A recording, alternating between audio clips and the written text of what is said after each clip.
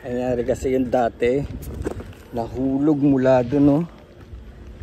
Winelding ko yung ring, pinalaki ko, nahulog siya mula dun. Kaya hindi ko na siya maayos, kaya ginawa ko, bumili na lang ako. Nito. Ngayon, testingin natin bago tayo magpahinga kasi sa Sabado pa natin ito dapat gawin. Ayan nyo, may kasama to. Ano to? Bali 1K. 1K to, ha. Dati 1.8 eh. O mahigit yata. O tama, 1.8. Ito, may kasamang rods. Ito maganda kasi rito. Tignan nyo. Pag merong, pag binili nyo to, 350. Ito, pag binili nyo to, 350 to. Isipin nyo 1,000 lang yung machine. Pero ito 300. Ito yung pantik-tik, pang scrape. Oh. Ito low quality lang to. Pang starter. So kita nyo naman, marami naman tayong nagagawa. Nagawa natin yung bike na to dahil sa welding machine ng mga ganito kalaki. Diba? Ultimo yung pipe nya nagagawa, tsaka yung pagka 45 degrees nung kanyang frame. Ito yung welding machine, inverter DC. See, ganda, no?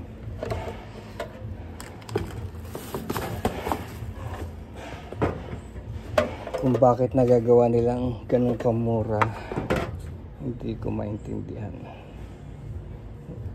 Ganun lang siya kamura.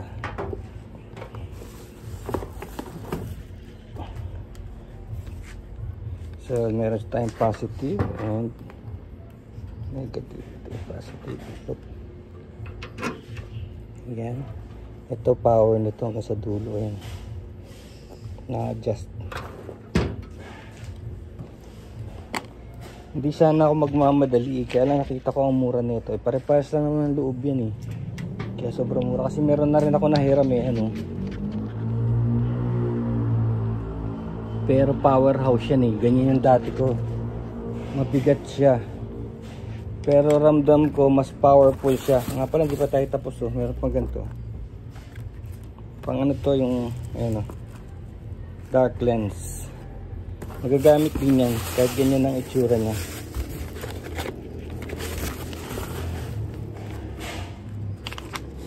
Meron siyang manual. Ano sabi nilang manual? Free manual.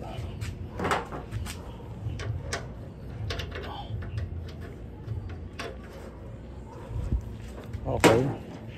Now, dito yung saksakan.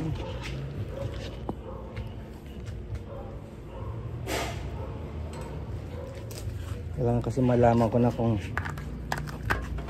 sumisindi man lang to para kung may diferensya may sauli na agad. See? Pagaya rin talaga nung nauna oh, yung nahulog. See? Diba? Oh. Na-adjust oh. Ang matindi nga lang nito, meron siyang ganito, digital display. Tsaka may overcurrent oh. Yung dati wala.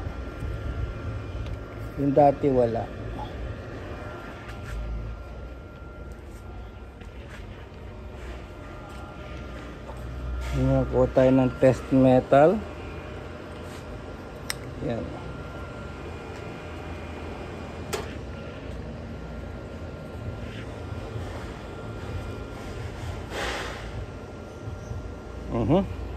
Kuryente pa ako. Yan. Test kita.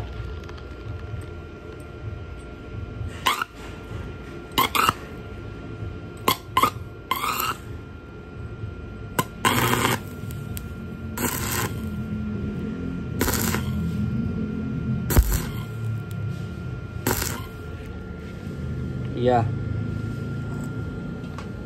I can say dahil sobrang bago nito, mas malakas siya kaysa ron sa isa yung nasira. Ang lakas niya oh. Nakita nyo? Ayun, so sulit siya kung sa sulit. Ito nga pala, kumpletuhin ko. Gusto nyo makita? Yan yan, o OC. Ano to, basic lang na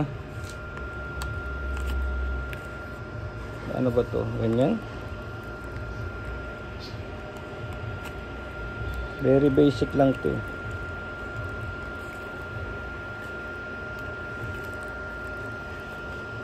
O sa kabila.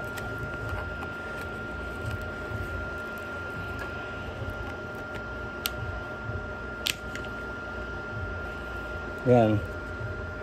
Obviously hindi natin gagamitin to kasi meron tayo yung ano, yung automatic, yung 'di ba, yung namamatay ng kusa. So yan. Ito kasi ang sikreto nito para maalagaan nyo.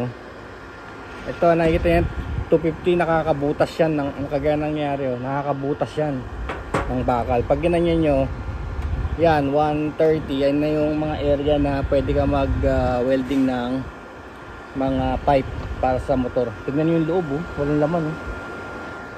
Kita nyo? Tindi nito, no? Yung loob walang laman. This is only 1,000 pesos, man. 1,000 pesos. Yan. Okay, I'm satisfied.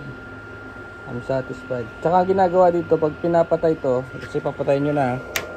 Ayan. Huwag nyo tatanggalin, huwag nyo bubunutin sa saksak. Hayaan nyo siyang matapos yung kaniyang fanning. Pinafan muna niya yung machine. Eh since di naman natin siya masyadong ginamit ngayon, kaya hindi siya nagstay. Usually pag pinatay nyo to, mag-i-stay pa siya.